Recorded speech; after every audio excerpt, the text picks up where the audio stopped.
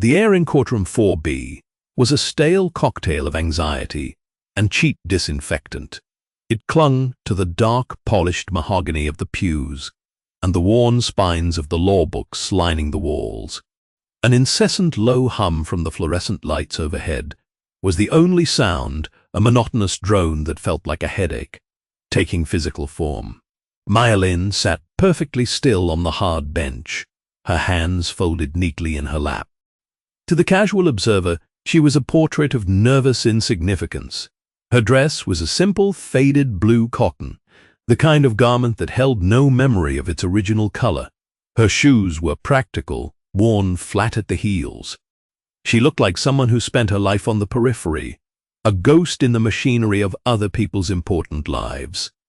A cold, hard knot sat in her stomach, but it was not fear, it was patience.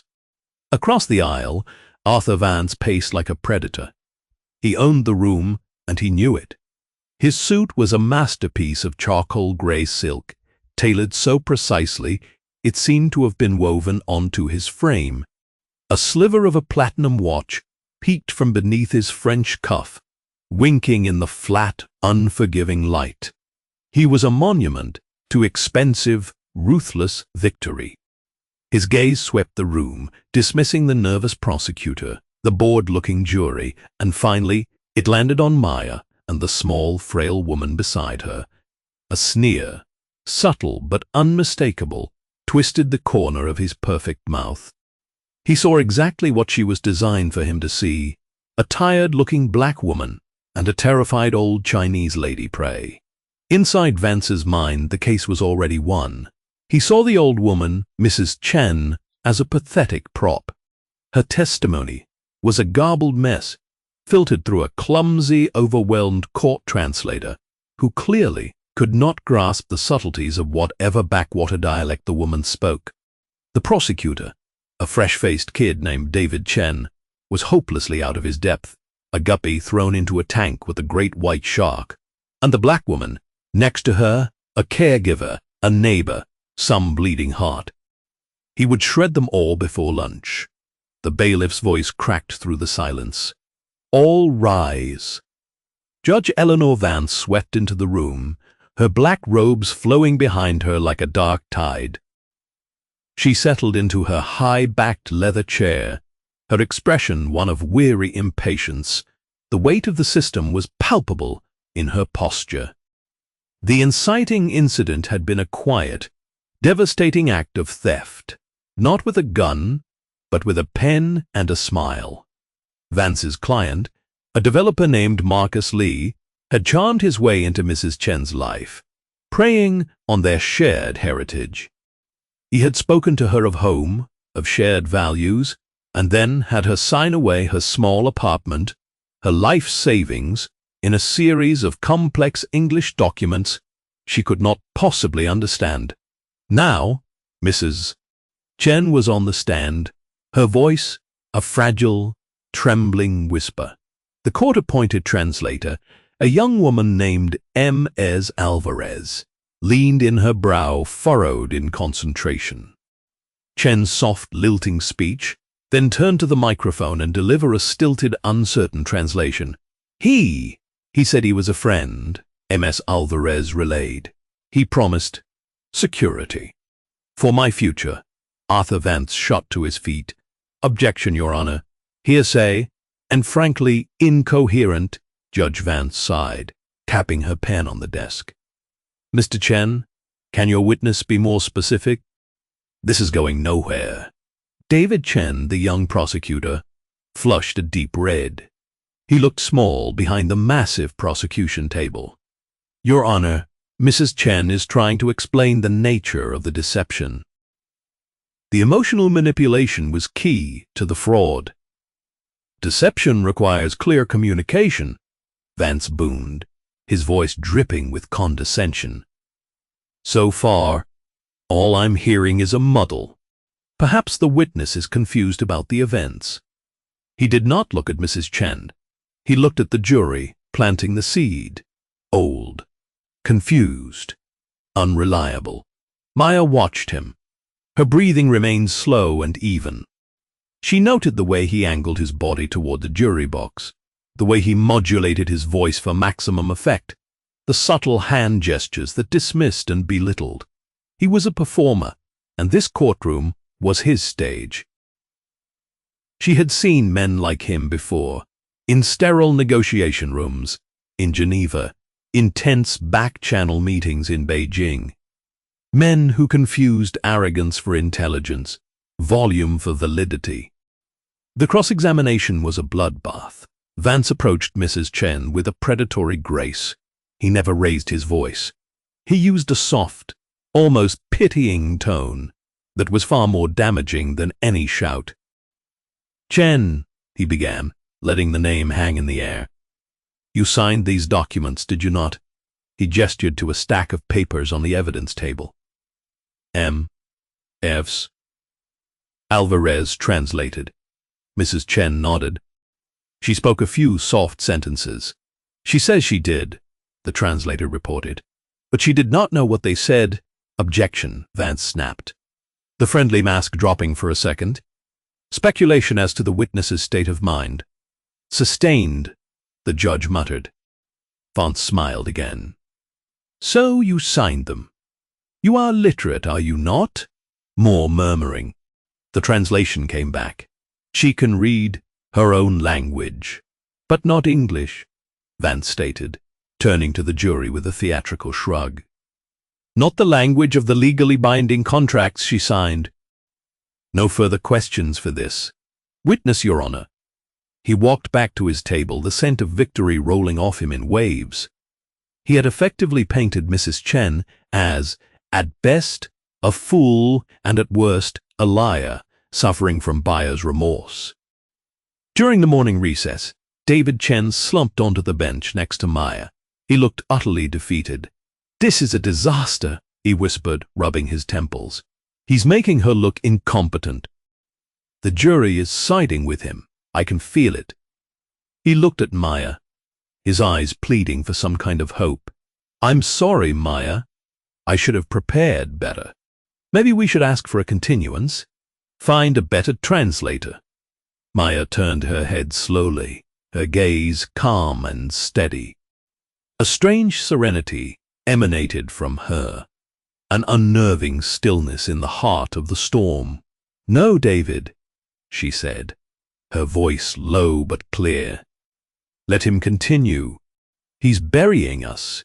"He's not burying us," Maya corrected gently. "He's digging his own grave. Every time he mocks her, every time he dismisses her testimony, he is handing us another shovel."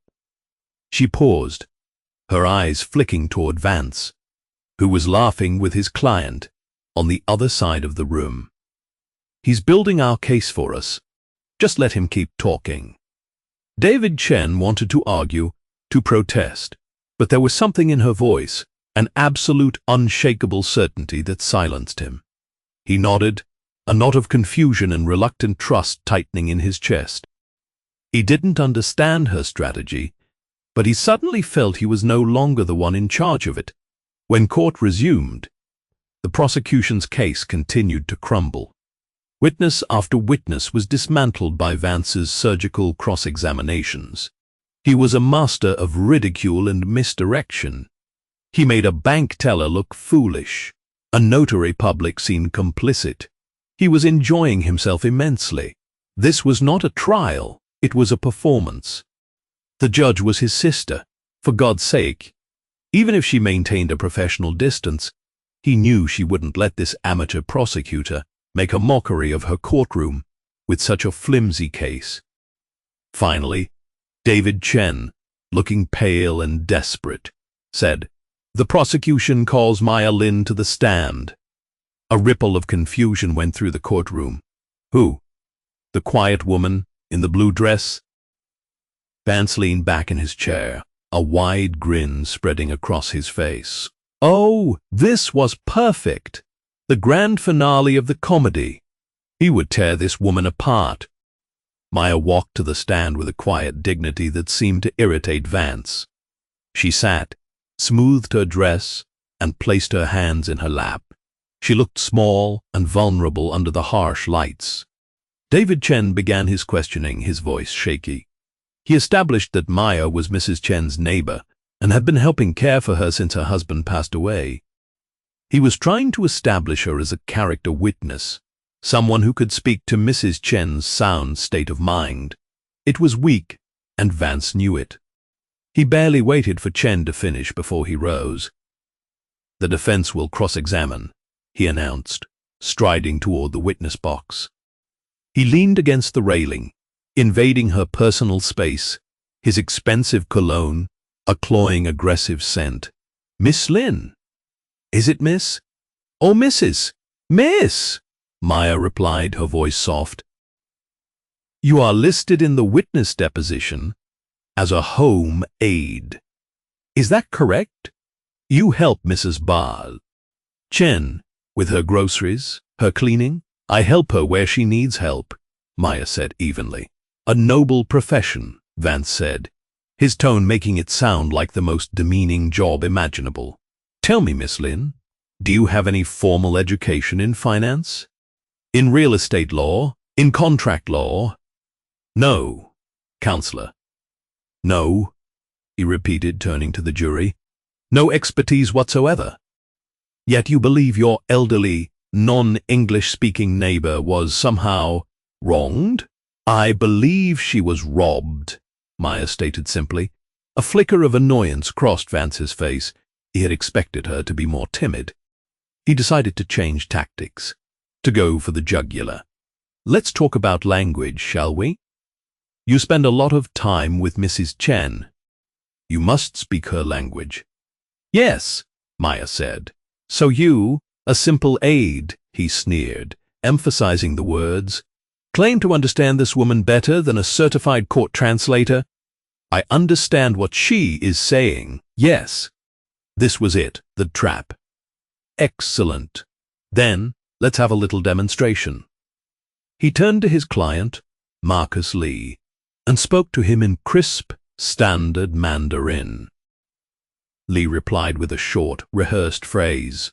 "Translate that for the court, Miss Lin," Vance commanded. Maya's expression did not change. He said, "The weather is very nice today." She delivered the line in perfect, if slightly formal, English. Vance chuckled. "Very good. Now, would you please repeat for the court, in your own words, Mrs. Chen's testimony about the day she signed the contract?" This was the moment, the point of no return. Maya took a breath. She began to speak, but her English was different now. It was slightly stilted with an unnatural cadence. The grammar was simple, the vocabulary limited. She say, he come to her home, he bring papers, he smile very much, he say, sign here is good for you.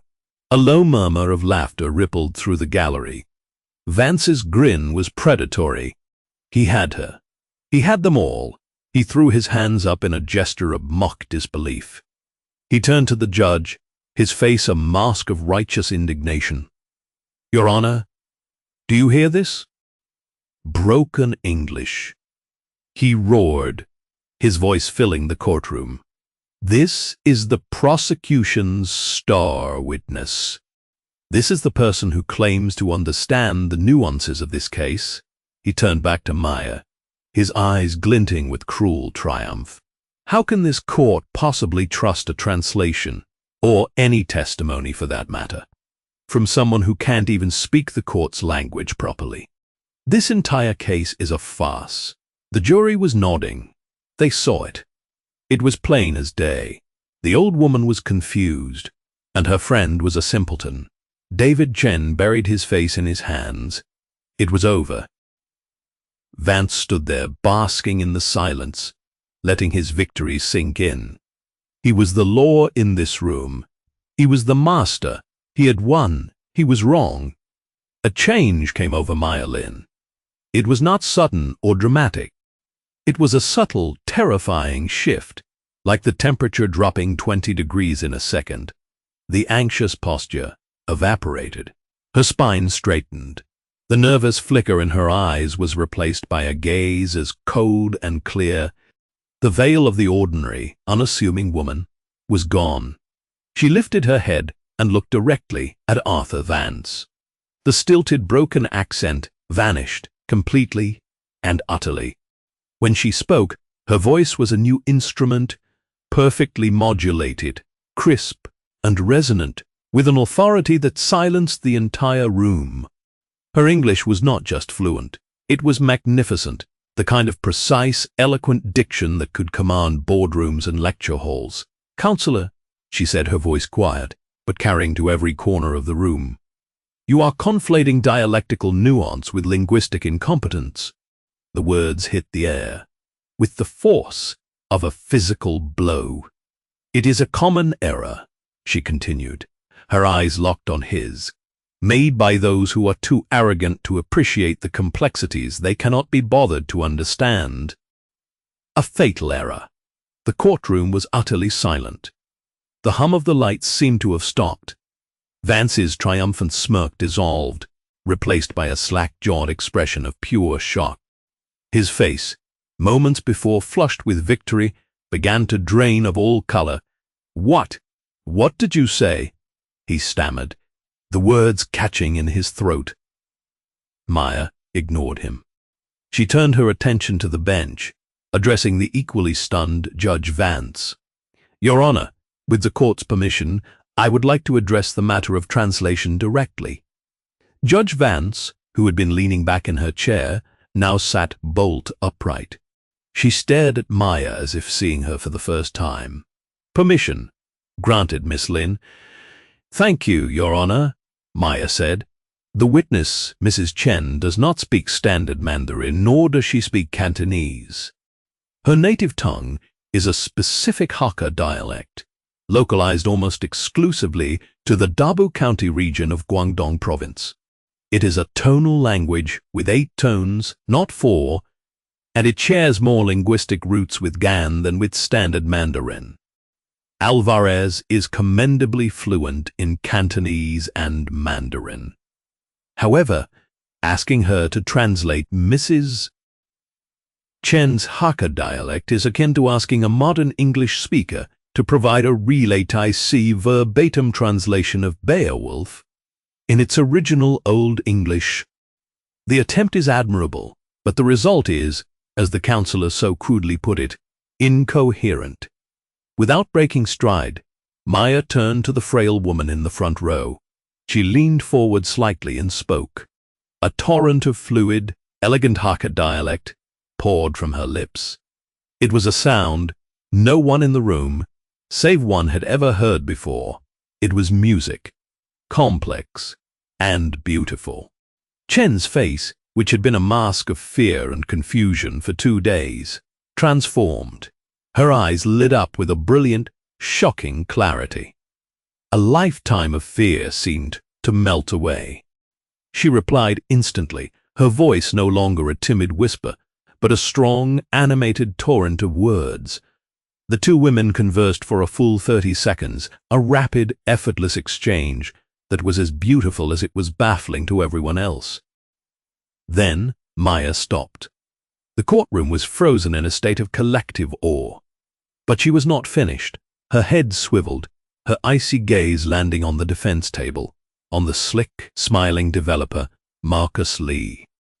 His face was a deathly shade of white, and beads of sweat were popping on his forehead.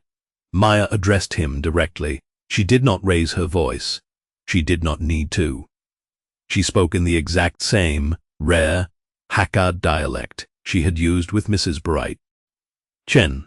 The words were soft, but they cut through the air like shards of glass. "Isn't that right, Mr. Lee?" she said, her voice a silken threat. "The dialect of home. The one you used to convince her you were a trustworthy man from her village, a Laoxiang who would protect her interests. The language you spoke to her in, when you had her sign papers, you knew she couldn't read." Marcus Lee made a sound, a choked, strangled gasp. He looked at Arthur Vance, his eyes screaming for help, but his lawyer was paralyzed, a statue of crumbling arrogance. The trap was not just sprung, it had devoured him whole. His world was collapsing in real time. and he could do nothing but watch. Her voice dropped even further, becoming a terrifyingly quiet whisper that was somehow the loudest thing in the room. But you wouldn't know any of that, would you, counselor? Because your client told you he only spoke Mandarin. And in your boundless arrogance, you never bothered to check. She held his gaze for a beat longer, then switched to flawless, unaccented, academic Mandarin. 或者更准确地说，你不在乎。你只看到了两个你认为无关紧要的女人。Even without understanding the words, everyone in the room felt their weight. They knew with absolute certainty that a judgment had just been rendered. For the record, David Chen later provided the translation. Or, more accurately, you didn't care. You only saw two women you deemed irrelevant. Bang. The sound of Judge Eleanor Vance's gavel was like a gunshot. It shattered the spell. "Mistrvance," she bellowed, her face a thundercloud of pure fury. The professional mask was gone, replaced by the raw anger of a jurist whose courtroom had been made a mockery of, not by the fumbling prosecutor, but by the star attorney, her own brother, Ape P. Pra, OSH. Now, Arthur Vance stumbled forward, his legs unsteady. He looked like a man who had just been in a car crash. His expensive suit suddenly seemed too big for him. "Mr. Lee, you will remain where you are," the judge commanded, her voice like cracking ice. Two burly bailiffs moved to stand behind his chair. Her attention was focused entirely on Maya. "Miss Lin, would you please state for the record your qualifications in these languages?" Maya's demeanor was calm, almost serene. "Of course, Your Honor. For 12 years, I was a senior diplomatic interpreter for the United States Department of State, GS-15 classification. My primary field was Sino-linguistic. I hold top-level fluency certifications in Mandarin, Cantonese, Hokkien, Teochew, and 7 regional Hakka dialects, including that of Dabu County. I was the lead translator for the former ambassador during the bilateral trade negotiations of 2014 through 2018. I resigned by commission 2 years ago to care for my mother. She delivered the information with the flat, emotionless precision of a machine. Each word was another nail in Arthur Vance's professional coffin. The jury stared, their mouths agape. David Chen looked at Maya with a reverence usually reserved for deities. He had thought he was leading a lost cause, when, in fact, he had brought a nuclear weapon to a knife fight. The judge's gaze shifted to her brother, and it was filled with a cold, righteous fire. "Arthur, did you at any point vet your client's linguistic claims?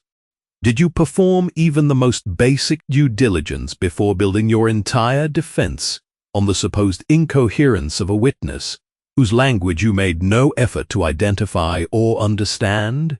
Vance opened his mouth, but no sound came out. He was broken. The architect of 100 courtroom victories, defeated not by a brilliant legal argument, but by his own lazy prejudice. "I see," the judge said, her voice dangerously low. "Bailiff, take Mr. Lee into custody. He is remanded on suspicion of perjury and witness tampering. This trial is declared a mistrial due to gross professional misconduct on the part of the defense." She slammed the gavel again. "And Arthur," she said, her voice now a venomous whisper, meant only for him, "you and I will have a conversation in my chambers, after which I will be personally filing a complaint with the State Bar Association. You are a disgrace to this family, and you are a disgrace to your profession." As the bailiffs led a whimpering Marcus Lee away, Maya delivered one final cutting line. She didn't look at Vance. She spoke to David Chen, but her voice was loud enough for Vance to hear clearly. "He thought he was the smartest person in the room," she said, her voice devoid of triumph, filled only with a quiet, analytical finality. He never considered the possibility that he wasn't.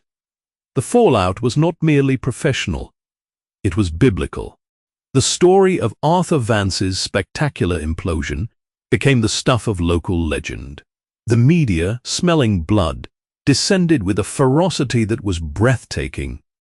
The headline in the city's largest paper screamed, "The ShakasILENCEDBYAWHISPER. Arrogant attorney's career ends in courtroom catastrophe." His photo was everywhere, pale, sweating, his perfect suit looking like a funeral shroud. Judge Eleanor Vance was true to her word. Her complaint to the state bar was meticulous, scathing, and utterly damning. It detailed not only his gross negligence in the Chen case, but also hinted at a pattern of behavior, of bullying, and intellectual laziness that she had professionally ignored for too long. The Bar Association, faced with a complaint from a sitting judge against her own brother, moved with unprecedented speed. Arthur Vance was disbarred.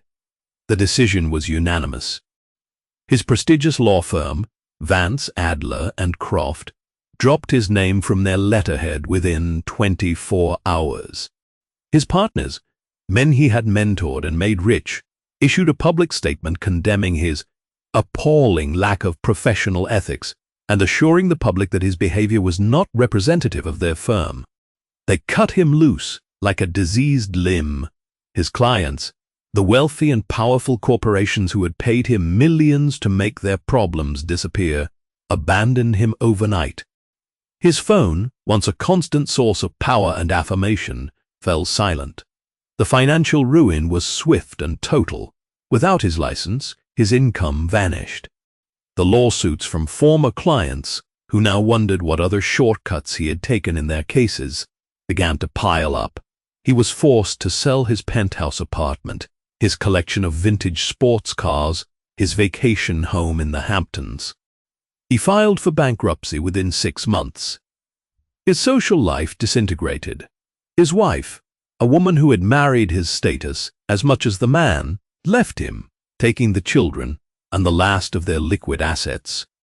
The friends he had entertained at lavish galas suddenly couldn't recall his name. He became a pariah, a walking cautionary tale whispered about at cocktail parties. The ultimate irony was the cruelest cut of all. When Marcus Lee, his former client, inevitably sued him for malpractice from his prison cell, Arthur Vance, the man who once commanded retainers in the 6 figures, was forced to represent himself. He was just another desperate man in a cheap suit, fumbling with papers in a system that no longer feared him. The systemic change was just as profound. The Lynn Mandate, as it came to be known. It was a new protocol requiring rigorous vetting of court interpreters, ensuring they were certified not just in a general language, but in the specific dialect of the non-English-speaking witness. Courts across the country began to study and adopt similar measures. Marcus Lee, faced with irrefutable evidence and no high-priced lawyer to protect him, confessed to everything. His confession unraveled a massive organized ring of fraudsters who systematically targeted elderly immigrants, exploiting language barriers and cultural isolation to steal their life savings. The subsequent federal investigation led to dozens of arrests and the recovery of millions of dollars in stolen assets, including Mrs. Chen's apartment. From the 17th floor of the district attorney's building, she could see the entire city spread out below her, a tapestry of steel and glass of countless lives intersecting. The office was modern and minimalist, a far cry from the cramped courtrooms and stuffy negotiation chambers of her past. She was no longer a ghost. She was the head of the DA's new Special Immigrant and Winterable Communities Unit, a division created specifically for her.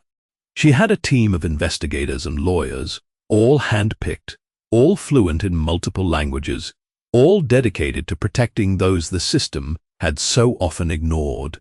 Her phone buzzed. It was David Chen. He was now a deputy district attorney, his career skyrocketing after the Vance case. Just saw the news about the final conviction in the Lee ring, he said, his voice warm with admiration. You did it, Maya. You brought the whole house down. Maya smiled faintly, looking out the window at the sprawling city. We did it, David. A lot of good people did. Yeah, but it started with you, he insisted. I still can't believe how you played him. It was masterful. You knew he'd underestimate you. You used his own prejudice as a weapon against him. It was the only weapon I needed, she replied softly. He lost everything because he couldn't tell the difference between Hakka and Mandarin. David mused, a note of awe still in his voice.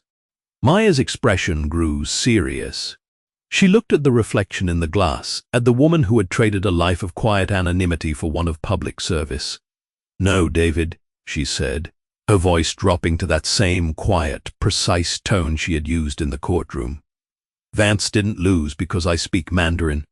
He lost because he only speaks one language. Arrogance. She paused, watching the distant flow of traffic. A river of humanity. And in a courtroom, in life, that's the one language that will always betray you. Pride doesn't just come before the fall, David. It is the fall. I'll remember that, he said quietly. Good, she replied. Now, have you got the files on that human trafficking case in the garment district? I want to go over them before the briefing at 3.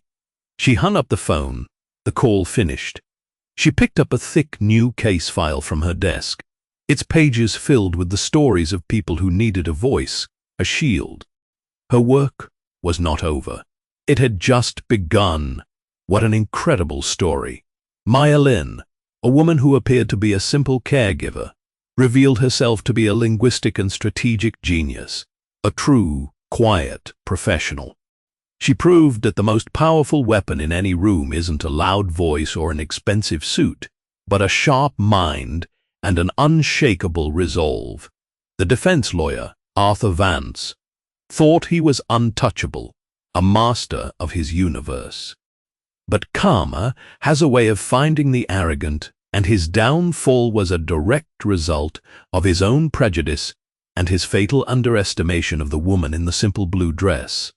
He didn't just lose a case, he lost everything, and it was a fall he engineered. All by himself. If you loved watching this arrogant lawyer get exactly what he deserved, please smash that like button right now. Your support is what allows us to keep bringing you these stories of justice, and it really helps the channel grow. Share this video with anyone who loves a satisfying story of karma, where the bully gets taken down by pure intelligence and skill. We all know someone who would cheer at that epic courtroom reveal.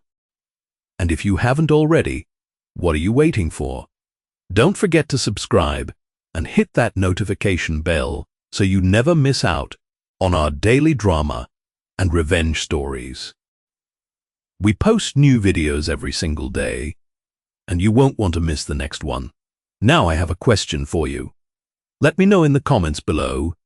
What would you have done if you were in Maya's shoes? Would you have revealed your skills earlier? Or would you have let him dig his own grave, just like she did? I can't wait to read your thoughts. Thanks for watching. See you in the next video.